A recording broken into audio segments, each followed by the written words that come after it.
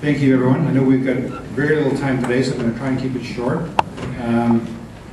It's interesting how different our two projects are.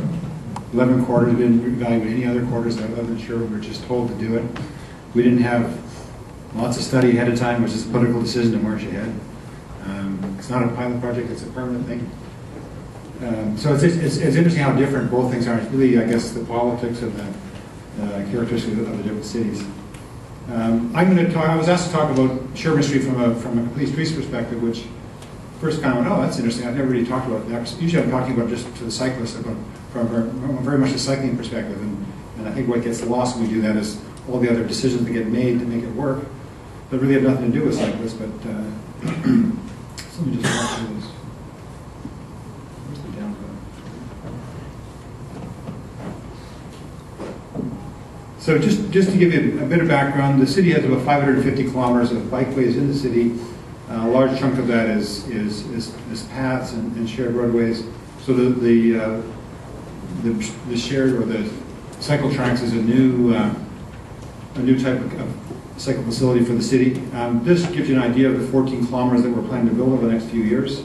The purple line on your right, north-south line, is Sherbourne Street, and we've built from Bloor Street down to King Street at this point. South of King Street down to the lake will happen next year. We're currently working on Wellesley Street, the light blue line that goes east-west, connecting from Parliament across Sherbourne over to Queen's Park. And next year, Harvard Hoskin and a portion of that Wellesley piece will get completed. And in the bottom end, the pink or purple big blob going east-west, north-south is a subject of an environmental assessment, Richmond Adelaide environmental assessment, and that piece will wrap up early in 2014, and hopefully, if we're lucky, construction can start in 2014. So Sherbourne Street, here's the kind of picture before, typical Toronto road, 4 lanes wide, parking one side, bike lane next to parking. It was in pretty bad shape. South of King, same thing, 4 lanes wide. Parking in the south section, there was parking in one side, and some blocks and other blocks had no parking because the blocks are much shorter. So when you have left turn lanes, tapers of both approaches in the block, there's very little space for parking to begin with. So, and we were really dealing with in the sections in the south end where we had bike lanes and no parking, 2 1.5 meter bike lanes, which is our minimum, and 2 3 meter traffic lanes and a 3 meter left turn lane, and that's the full curb to curb width. So there wasn't a lot of room to play around with there. It was one of the only north-south connections to the waterfront in that part of the city. It was generally about 12.2 meters wide. Some sections are a bit wider, some a bit narrower. So it's quite narrow. We looked at a lot of other cities, what they're doing for cycle tracks, and didn't find any examples in that width. The traffic volumes were in the 10 to 15,000 range, which is not terribly high for a minor arterial. The cycling volumes were around 1,000 to 1,500. Most of the signalized intersections had left turn lanes, and they went in when the bike lanes went in, when it was reduced from 4 lanes to 2 lanes. And there was parking on the street, although it wasn't well utilized. So the other really critical factor, I think, was that there's frequent transit service on the street, and there's about 1,100 wheel trans pickups every month on the street. So it was quite high from that perspective. So our objective is really to make the street more comfortable and safer. The bike lanes have been there for over 10 years. The street was in pretty bad shape. There were some problems with the road in general, but there was a real strong push for improving the safety for cyclists. It was really critical that we not do something that impedes transit on the street, and the TTC was quite also firm that we need to maintain accessibility. All the bus stops were considered accessible as part of the accessible transit stop system, so that had to be incorporated in the design, and we had to address the needs of wheel trans. Those are probably the biggest things we had to consider in the design of the street. Other things like maintaining in the winter, we knew that we could find a way to do that. EMS and fire were involved throughout the design process. We also have solid waste and garbage pickup on the street itself. Everyone brings their garbage bin or recycling bin out to the curb and gets picked up once a week.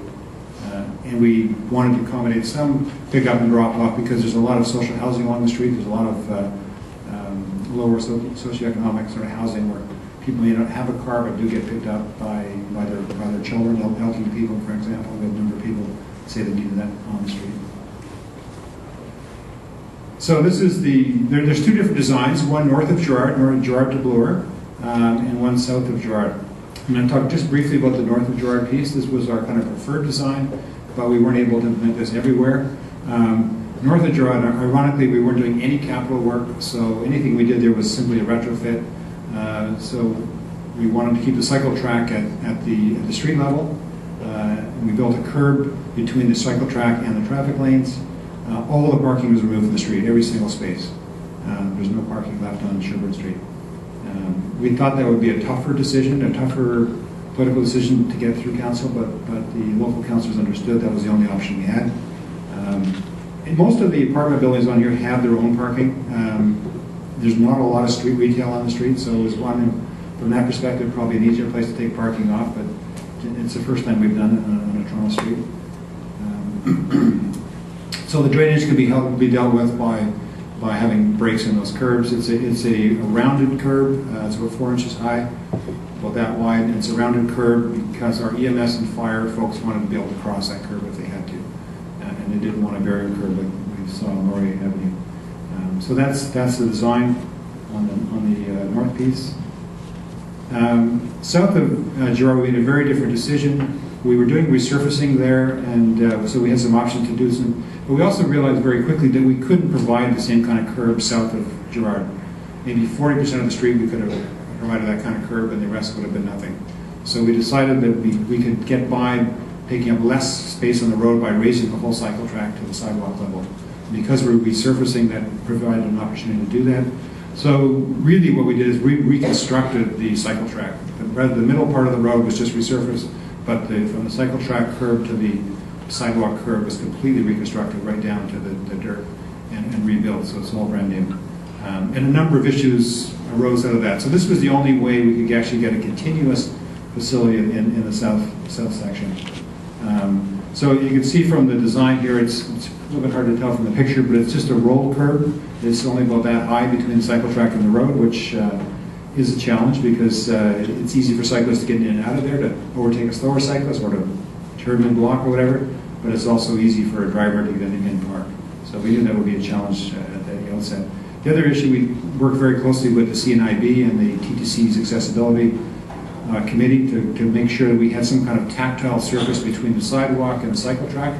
Because if you imagine being visually impaired and walking along with a cane, you need some way to tell where the sidewalk ends. With a standard barrier curb, you know where the road is. With a flush cycle track, it's a little more difficult. So we inserted a 400 millimeter wide paving band of very rough granite. It's about 5 mil high. We can't go too high without causing a trip hazard. But if you walk on there in shoes, you can actually feel the difference. If you're with a cane, you can actually detect that. So it was important that there be also a color contrast between the white of the sidewalk and the curbs on either side. So that's everywhere we raised the cycle track, we put this band in there to make it more visible to people with, detectable to people with visual impairments. So the south piece, because we were doing a resurfacing and there was additional money through the councillors in their section 37 development application money, we're able to do streetscaping as well. So overall, it looks like a much better product. I mean, north of Gerrard Street, we didn't even touch the curbs, and the curbs are in pretty crappy shape. The boulevards are in awful shape, and the sidewalks are probably 10 years being rebuilt, but they're not looking very good. The south piece looks a lot nicer from a pedestrian perspective. So this is an example of one block where the developer actually paid for all the landscaping. Was just sort of the timing of the project was just finishing up as we were building the cycle track. The other really challenging piece was dealing with the bus stops. So it's frequent bus service. We actually rationalized the bus stops on the street and worked with TTC to eliminate some of them. It's one of those things over the years, bus stops get requested, get added, and TTC has policies about how far apart they should be, and they're a little more dense than they needed to be, so we were able to remove a few without really impeding service or the customer access. But we made a decision fairly early on that the bus stops needed to be at the sidewalk level, even when the cycle track was at street level. So in order for that bus stop to be accessible, they need a 6-inch curb. Bus pulls into the curb. They can kneel and drop their ramp in there if they have to. But if we left the cycle track at street level, then the bus stop's not considered accessible. And so part of the TTC's program to make all the bus stops accessible. So we spent a lot of time on this piece. So you can see the tactile yellow strip around the bus stop. So it's really the bus stop becomes a bus platform when the bus is stopped there. Cyclists are required to stop behind the bus. Where we've raised the curb to 6 inches, the slope of the bus stop drains back toward the sidewalk. So you'll see a trench drain between the bus stop and the rest of the sidewalk, because normally we drain our sidewalks to the street. That wasn't possible here. So that was another part of the design detail, to get all the water from the bus stop to the sidewalk and sidewalk to the trench drain. So when the bus stops, cyclists are required to stop behind the bus. And it seems to be working really well. I've been riding it regularly. Most bus patients will wait on the sidewalk till the bus gets there and then cross the sidewalk. And one thing I'd say that we were comfortable doing this for 2 reasons. One, we have done something similar in Roncesvalles, where we created these shared sort of bus platform cycle tracks, just because we wanted to keep cyclists off the streetcar tracks where the roads got pinched. But secondly, cyclists have been riding with streetcars for many, many years in Toronto. And in the streetcar stops in the median lane, you're required to stop in the curb lane behind the streetcar, just like drivers are. So there's already a culture of stopping, and not all cyclists do it. But typically, if they do go through or disobey that rule, they generally do it very respectfully. So there is a culture of expectation of stopping behind the bus that's picking up a passenger. So the bus is just closing, taking off. The cyclists continue through. There's signs in front that, as the cyclists approaching, telling them not to pass the open doors. And Wheel-Trans, I said we had 1,100 Wheel-Trans pickups. We worked really closely with Wheel-Trans throughout the whole project to find those locations where they can do it off the street. And good news is in a lot of locations they can. We put in about 6 lay-bys along the street, particularly for Wheel-Trans or for other pickup and drop-off of passengers. Some commercial loading, but it's mostly passenger pickup. So the Wheel-Trans, the lay-by has a concrete buffer about 0.8 of a meter, which is just enough for the Wheel-Trans ramp to come down. The Wheel-Trans ramp goes down right to the green line on the edge of the bike lane, and then clearly the cyclist has to stop while that loading and unloading is taking place. But the Wheel-Trans vehicle could stop there with the ramp down and not impede the bike lane until that portion of the passengers being loaded or unloaded from the Wheel-Trans. And that's an example of one of the lay-bys. Same principle, we wanted to have space for the person to get out of the car or be loading something from the car and not standing in the cycle track. So again, it's about 0.8 of a meter. We would have liked to have more space than that, but really we're playing with every centimeter on the width of the road. Here's an example, a picture I took yesterday of a cab stopping where we don't have a lay-by. There is one right across the street, but he was picking up someone here. But he's got his wheels up on the edge of the curb, not right into the cycle track. It's not perfect, but drivers can still get around it, and cyclists can still get around on the cycle track without too much problem. We still have some issues, and we're looking at putting in flexi posts along the edge of the cycle track where it's raised to further impede that. There's a couple of blocks where we're having some issues with people pulling up. Anyone on the bike tour this morning would have noticed that the block between Shooter and Queen is particularly problematic at this point. Some of our worst customers are the police, actually.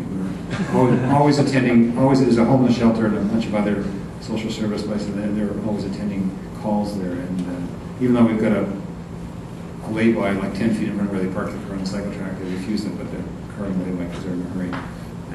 Anyways, so that's one of the challenges we're dealing with. All of the driveways, there's about 45 driveways along the cycle track, are marked with zebra elephant's feet and a bike stencil right in the middle of it where the drivers cross. Seems to be working pretty well. And here's an example of winter. So the bottom right is what the bike lane was like before the cycle track. As you can see, the road looks pretty clear. The cycle track still got the bike lane still got a bit of slush in it because bikes are not very efficient at breaking up the snow like after a plow comes through. The picture on the top left is the first snowfall we had in January, 20 centimeters of snow, probably the biggest storm we had all year. The cycle track, we've got a special plow that does the cycle track, and at first, I'd say 6 or 8 hours, pedestrians were walking the cycle track because the sidewalk still wasn't clear, but the cycle track was. In Toronto, the property owners clear their own sidewalks, so it's not always done as quickly as the road or the cycle track.